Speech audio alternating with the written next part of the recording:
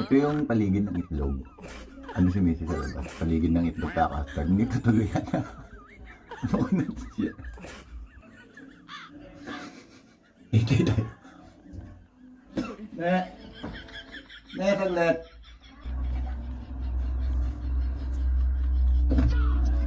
Ito yung vibration natin. Very perceptible.